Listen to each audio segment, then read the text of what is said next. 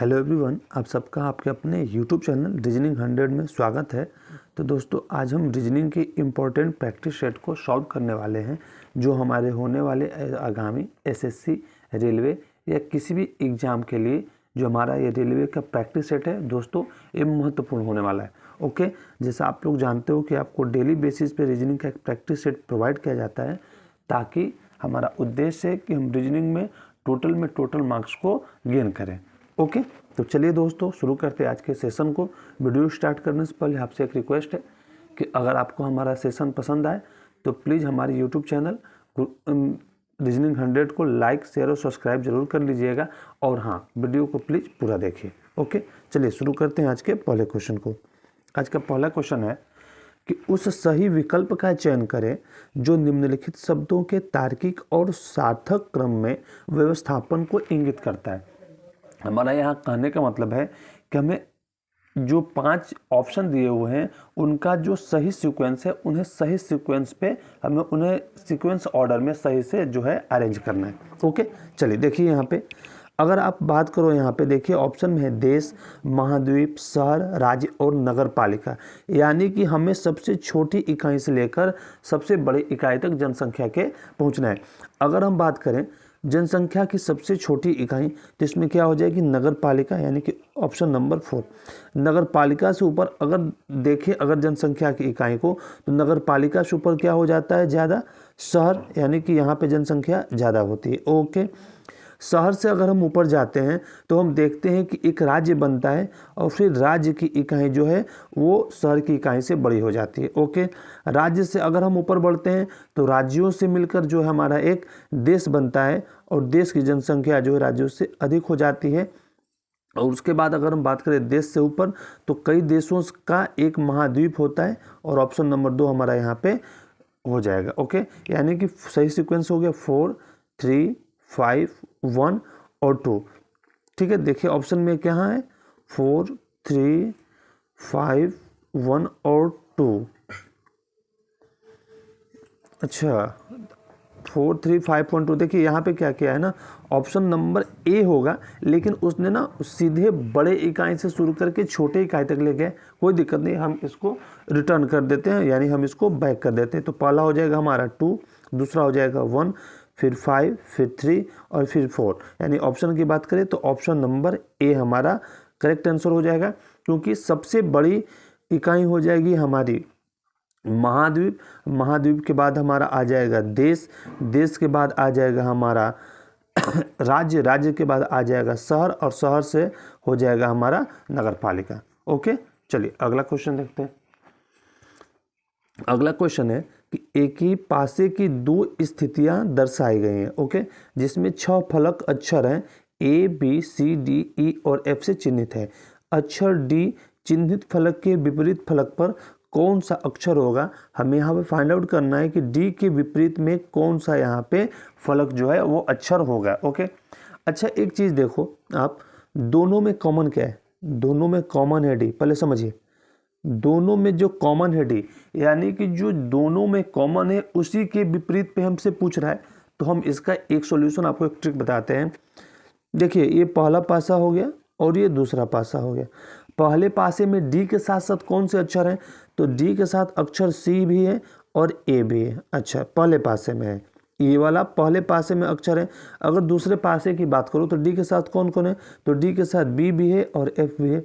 D के साथ B भी है और F भी है दूसरे पासे में। ओके, तो देखो आप, जो भी D के साथ अक्षर में मिल गए C, A, B, F, ये D के विपरीत फलक पे नहीं होंगे। यानी कि D के साथ जो भी अक्षर लगे हुए हैं पासे में वो D के विपरीत फलक पे नहीं होंगे। तो आइए हम ऑप्शन का यूज करके देख लेते हैं। यानी कि C भी नहीं होने वाला है, A भी नहीं होने वाला है क्योंकि यहाँ पे दिया हुआ है, F भी नहीं होने वाला है तो F तो होगा नहीं। अब बचता क्या है ऑप्शन में E बचता है। तो सीधी सी बात है E ही D के विपरीत फलक पर होगा। कहने का ये मतलब है कि जो भी अक्षर D के साथ आया हुआ है पासे में वो उसके विपरीत में नहीं होगा, जो नहीं है वही इसके विपरीत फलक पर होता है। ओके, समझ में आया। चलिए अगला क्वेश्चन देखते हैं।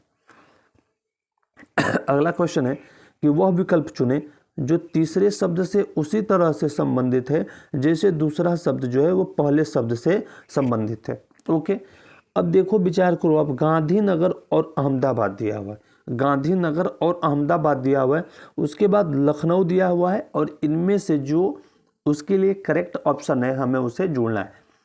अगर गांधीनगर और अहमदाबाद की बात करो तो ये गुजरात में आएंगे दोनों, ठीक। तो गांधीनगर और अहमदाबाद ये जो है गुजरात के ट्विन शहर के नाम से जाने जाते हैं। कौन? गुजरात के जुड़वा शहर के नाम से इन्हें हम जानते हैं। किसे? तो गांधीनगर और अहमदाबाद को। ओके, तो उसी तरह अगर लखनऊ की बात करें जो कि यूपी में है, तो यूपी के जुड़वा शहर के नाम से कौन कौन जाना जाता है? तो पहला तो लखनऊ दिया हुआ है और दूसरा हो जाएगा कानपुर, यानी कि ऑप्शन नंबर बी। तो लखनऊ और कानपुर जो है वो यूपी के जुड़वा शहर के नाम से जाने जाते हैं। तो हो जाएगा लखनऊ और कानपुर, और गुजरात का गांधीनगर और अहमदाबाद जो है वो ट्विन शहर या जुड़वा नगर के नाम से जाना जाता है। ओके, तो हमारा ऑप्शन हो गया ऑप्शन नंबर बी। ओके, चलिए अगला क्वेश्चन देखते हैं। अगला क्वेश्चन पूछ रहा है हमसे कि उस संख्या का चयन कीजिए जो निम्न श्रेणी में प्रश्न चिन्ह के स्थान पे आएगी, यानी कि जो प्रश्न चिन्ह के स्थान पे आएगा वो हमें यहाँ पे फाइंड आउट करना है। चलिए सॉल्व करके देखते हैं। 17, 19, 23, 29 और 37 यहाँ पे जो आएगा हमें फाइंड आउट करना है। अच्छा, एक समझो, आप एक बात समझिए कि जब भी संख्याएं, ये नियम है नंबर सीरीज का कि जब भी संख्याएं अगर पास पास हो ना तो हम उनका डिफरेंस निकालते हैं। ओके, तो यहाँ पर देखिए संख्याएं पास पास में 17 है, 19 है, 23 है, 29 है और 37 है। क्योंकि अगर मल्टीप्लाई होता तो संख्याएं इतनी पास पास नहीं होंगी, या तो दुगुनी होती है, 1.5 गुनी होती है। ओके, चलिए इसका डिफरेंस निकाल के चेक करते हैं। अगर 17 और 19 का हम डिफरेंस देखें तो कितने का अंतर है? +2 का डिफरेंस है यहाँ पे। 19 और 23 की बात करें तो 19 और 23 में देखो आप +4 का डिफरेंस है। 23 और 29 की बात करो तो 23 और 29 में +6 का डिफरेंस है। 29 और 37 की बात करते हैं तो 29 और 37 में दोस्तों कितने का डिफरेंस है? तो +8 का डिफरेंस है। यानी कि अगर पैटर्न को हम देखें +2, +4, +6, +8, तो अब तो हमें ये समझ में आ गया कि यहाँ पे क्या हो जाएगा? तो यहाँ पे हो जाएगा हमारा +10, और 37 और 10 क्या हो गया हमारा? तो 37 और 10 हो गया 47। क्या हो गया? 37 और 10 हो गया 47। और ऑप्शन की बात करें हम तो ऑप्शन हमारा ए जो है यहाँ से करेक्ट हो जाएगा। ओके, सीधी सी बात है, पैटर्न याद रखिए, जब भी संख्याएं नज़दीक हो, निकट हो, तो हम उनका डिफरेंस ही निकालते हैं। ठीक है, ओके, चलिए अगला क्वेश्चन देखिए। कह रहा है कि 4 शब्द दिए गए हैं जिनमें से 3 किसी तरह से संगत है और एक असंगत है। जो असंगत है ना उसका हमें चयन करना है। कौन कौन से 4 ऑप्शन में दिए हुए हैं? देखिए, दुख दिया हुआ है, क्रोध दिया हुआ है, विचार दिया हुआ है और भय दिया हुआ है। एक चीज देखो आप, दुख, क्रोध और भय, दुख, क्रोध और भय, ये क्या है? ये मानव की भावनाएं हैं कि दुख, क्रोध और भय ये मानव की भावनाएं हैं, जबकि विचार जो है इन सबसे अलग है। यहाँ पे विचार जो है इन सबसे अलग है, क्योंकि दुख, क्रोध और भय ये मानव की भावना है, विचार यहाँ पे इन सबसे अलग है। तो ऑप्शन नंबर सी यहाँ पे हमारा जो है वो करेक्ट आंसर हो जाएगा, विचार। ओके, अगला क्वेश्चन देखिए। अगला क्वेश्चन हमसे पूछ रहा है कि जिस प्रकार J = 17, N = 13, तो जूनियर का क्या होगा? ठीक है, अब देखो आप, J = 17 दिया हुआ है और N = 13 दिया हुआ है। ओके, यहाँ पे अगर आप बात करो J की, तो J का अगर आप विपरीत करते हो, J का विपरीत क्या होता है? तो J का विपरीत होता है Q होता है। तो और अगर Q के नंबर की बात करें तो Q अल्फ़ाबेट में किस नंबर पे आता है? तो Q अल्फ़ाबेट में जो है वो 17 नंबर पे आता है। J का विपरीत होता है, अपोजिट होता है Q, और Q अल्फ़ाबेट में 17 नंबर पे आता है। उसी प्रकार अगर N की बात करो तो N का विपरीत होता है M, और M अल्फ़ाबेट में किस नंबर पे आता है? तो M अल्फ़ाबेट में जो है वो 13 नंबर पे आता है, और N जो है अल्फ़ाबेट में वो 14 नंबर पे आता है। यानी कि संख्याओं का अपोजिट हमें करना है, जो अल्फ़ाबेट दिए हुए हैं उन अल्फ़ाबेट का यहाँ पे अपोजिट करना है, और अपोजिट करके उनकी संख्याएं जो अल्फ़ाबेट में, इंग्लिश अल्फ़ाबेट में, वो हमें यहाँ पे रखना है। ओके, तब देख लीजिए JUNIO और R जूनियर दिया हुआ है, तो J का अपोजिट क्या हो जाएगा? तो J का अपोजिट होता है Q, होता है। U का अपोजिट क्या हो जाएगा? तो U का अपोजिट हो जाता है हमारा F। N का अपोजिट क्या होगा? तो N का अपोजिट होता है हमारा M। I का अपोजिट क्या होगा? तो I का अपोजिट होता है हमारा R। O का अपोजिट क्या होगा? तो O का अपोजिट होता है L। और R का अपोजिट क्या होगा? तो R का अपोजिट होता है हमारा I। ठीक है, हमने अपोजिट लिख लिया। अब आइए इनकी संख्याओं को पुट कर देते हैं। अल्फ़ाबेट में Q का स्थान क्या है? तो अल्फ़ाबेट में Q का स्थान अभी हमने देखा कि Q का स्थान होता है 17 नंबर। F की बात करें तो F अल्फ़ाबेट में आता है 6 नंबर पे। M की बात करें तो M अल्फ़ाबेट में आता है हमारा 13 नंबर पे, इसको भी हम लोगों ने देखा है। R जो है अल्फ़ाबेट में वो 18 नंबर पे आता है। L की बात करो तो L अल्फ़ाबेट में जो है वो 12 नंबर पे आता है।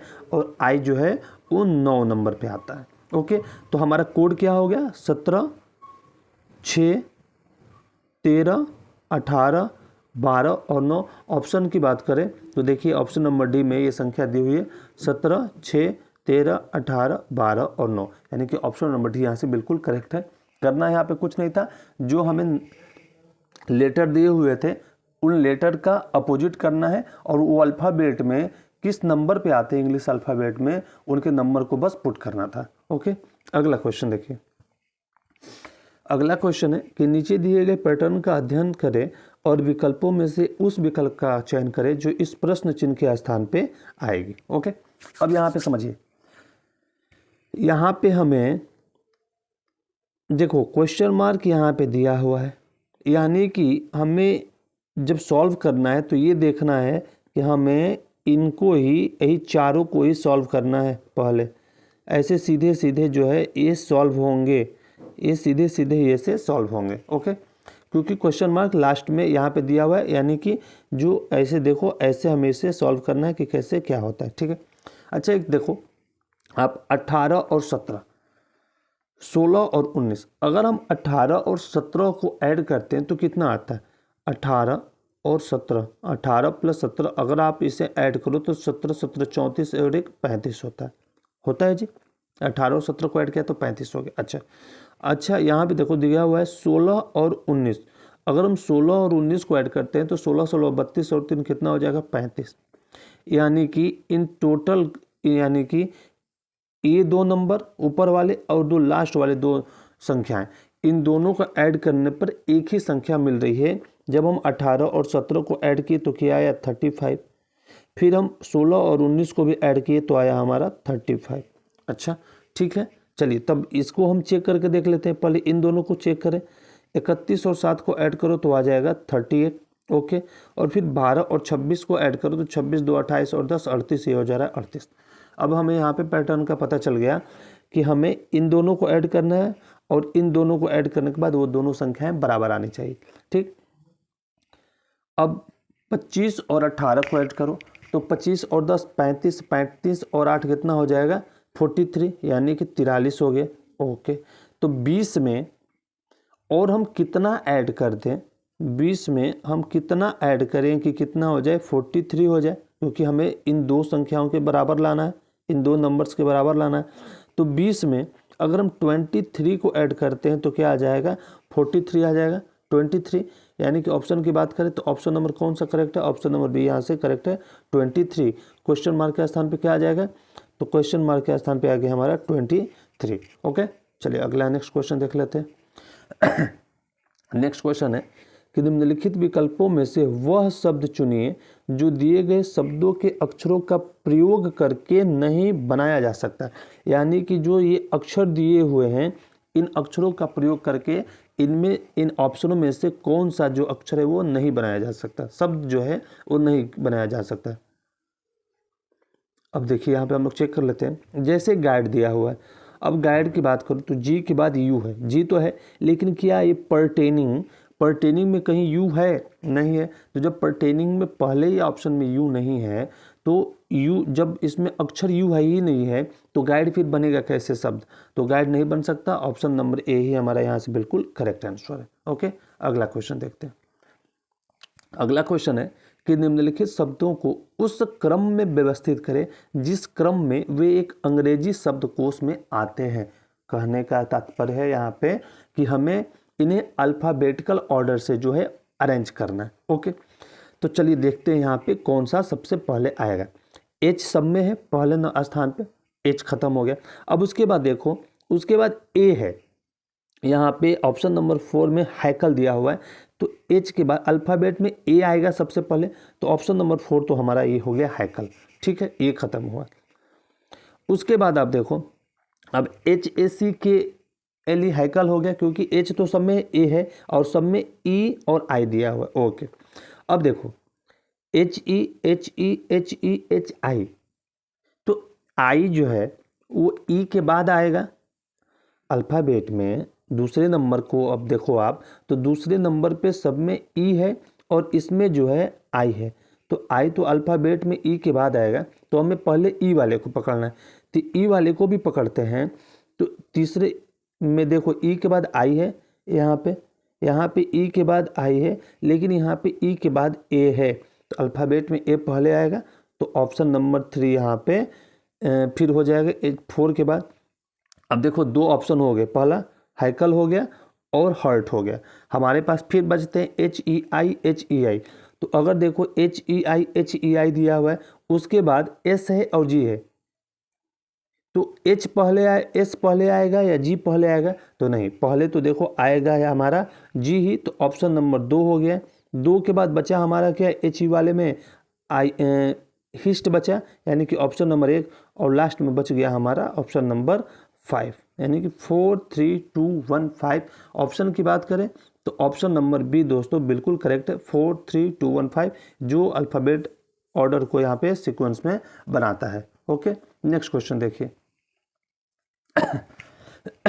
नेक्स्ट क्वेश्चन है, उस वेन आरेख का चयन करें जो निम्नलिखित वर्गों के बीच के संबंध को दर्शाता है। हमें क्या शब्द दिए हुए हैं, रेल का इंजन, रेल का इलेक्ट्रिक इंजन और रेल का डीजल इंजन। रेल का इंजन, रेल का इलेक्ट्रिक इंजन और रेल का डीजल इंजन। एक बात समझो आप, अगर ये रेल का इंजन है, ये रेल का इंजन है, तो रेल के इंजन कितने प्रकार के होते हैं, या तो इलेक्ट्रिक इंजन होता है या डीजल इंजन होता है।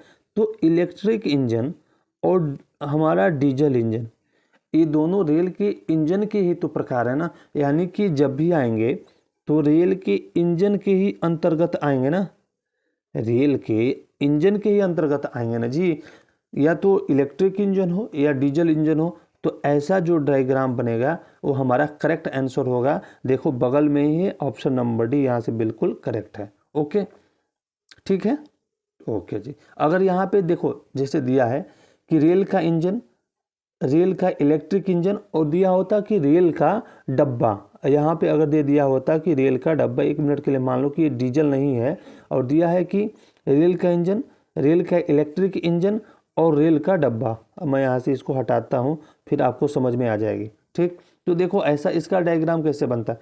ये तो हो गया रेल का इंजन, रेल की इंजन की ही अंतर्गत आएगा रेल का इलेक्ट्रिक इंजन।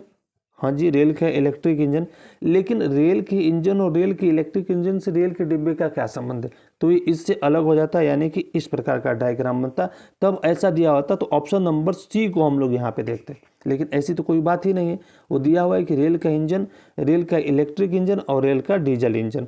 ओके, तो हमारा कौन सा सही हो जाएगा, ऑप्शन नंबर डी। इन सबको हम लोग मिटा देते हैं। ओके, ठीक है, समझ में आया होगा। चलिए अगला और नेक्स्ट क्वेश्चन देखिए।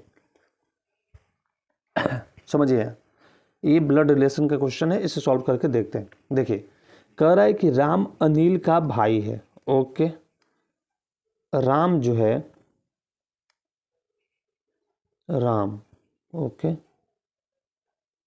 राम जो है किसका भाई है, तो राम और अनिल, राम और अनिल भाई हैं, और गोपाल का पुत्र है, यानी कि राम और अनिल भाई हैं, राम अनिल का पुत्र भाई है और गोपाल का पुत्र है, यानी कि राम किसका पुत्र है, तो राम जो है वो गोपाल का पुत्र है। राम किसका पुत्र है, तो राम गोपाल के पुत्र हैं, यानी कि राम और अनिल दोनों भाई हैं, तो दोनों गोपाल के पुत्र हैं। ओके, यहाँ तक हो गया। अनिला गोपाल की पत्नी है। अनिला, अनिला की बात करें यानी कि हस्बैंड वाइफ हो गए, तो उनके लिए हम लोग दूसरा साइन कर दिए। और अनिला किसकी पत्नी है, तो अनिला जो है वो गोपाल की पत्नी है, तो यहाँ पे हो गया अनिला। अनिला जो है वो गोपाल की पत्नी है, यानी कि अनिला राम और अनिल की माँ है। ओके, नंदू जो है वो गोपाल के पिता हैं। गोपाल के पिता की बात करें तो कौन है, तो गोपाल के फादर कौन हो जाएंगे, तो गोपाल के फादर हो गए नंदू। नंदू जो है वो गोपाल के पिताजी हो गए। ओके, नंदू कौन हो गए, तो नंदू जो है वो गोपाल के पिताजी हो गए। ओके, देख ले, एक मिनट रुकिए।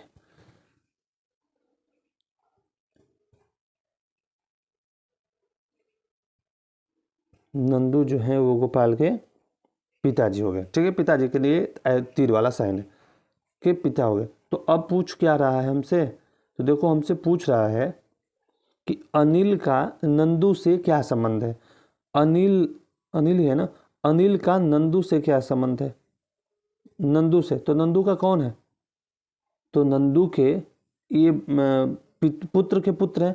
ठीक है, नंदू के कौन है, अनिल का नंदू से क्या संबंध है, तो नंदू का ये पुत्र का पुत्र है, यानी कि ऑप्शन नंबर जो है नाती पर लगेगा, नंदू के ये नाती लगेंगे, यानी पुत्र के पुत्र, ऑप्शन नंबर डी करेक्ट है। ओके, अगला क्वेश्चन देखिए।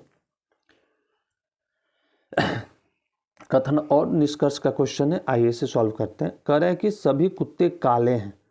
सभी कुत्ते, जितने भी कुत्ते हैं, जितने भी जितने भी, क्या मैंने लिख दिया, कुत्ते लिख दिया, चलो, जितने भी डॉग हैं वो क्या हैं, सभी कुत्ते जो हैं वो काले हैं। सभी कुत्ते काले हैं और सभी बिल्लियां सफ़ेद हैं। अच्छा, ये अलग हो गया।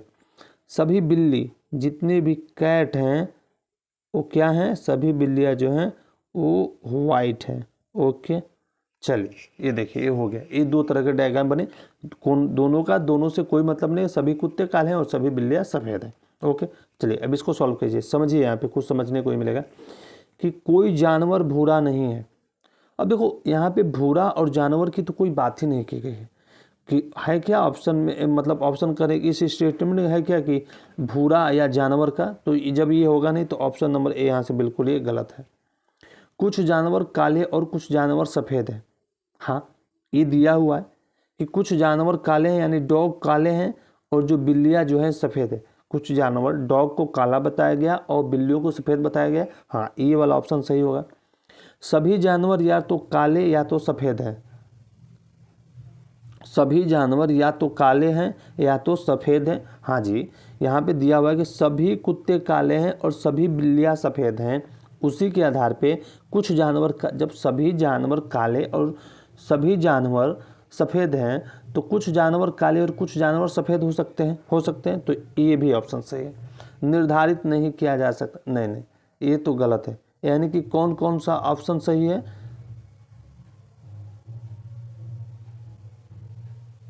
तो ऑप्शन नंबर, यहाँ पे ऑप्शन नहीं है क्या, अच्छा कोई बात नहीं।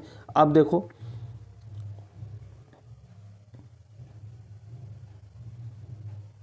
कैसे हो गया, कोई जानवर बुरा नहीं, ठीक है, चलो ऑप्शन नहीं दिया है तो आप समझ लो ना, बी और सी, बी और सी ये दोनों ऑप्शन जो है आपके करेक्ट हो जाएंगे। ओके, चलिए हमें आना चाहिए कि कैसे बन रहा है।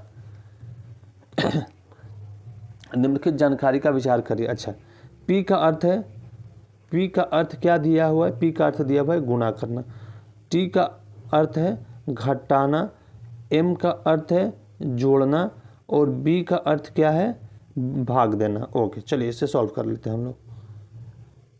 देखो 28, बी का अर्थ क्या है भागा 7, पी का अर्थ क्या है गुणा 8, टी का अर्थ क्या है -6 और m का अर्थ क्या है +4। अब इससे सॉल्व कर लेते हैं। 7 को हमने 28 से डिवाइड किया, 28 को 7 से डिवाइड किया, ये वाला हिस्सा सॉल्व किया तो आ गया 4 गुणे 8 -6 और +4। इसको सॉल्व करो आप तो हो जाएगा 32 -6 और +4। 32 और 4 कितना होगा 36, 36 में से 6 घटाओगे तो आ जाएगा आपका 30। ऑप्शन की बात करो तो ऑप्शन नंबर ए यहाँ से बिल्कुल करेक्ट है, यानी कि 30 option number A correct answer है। ओके चलिए, इसमें 2 ही ऑप्शन दिया है। ओके जी, कोई बात नहीं, दोनों में से पहला हो ही गया।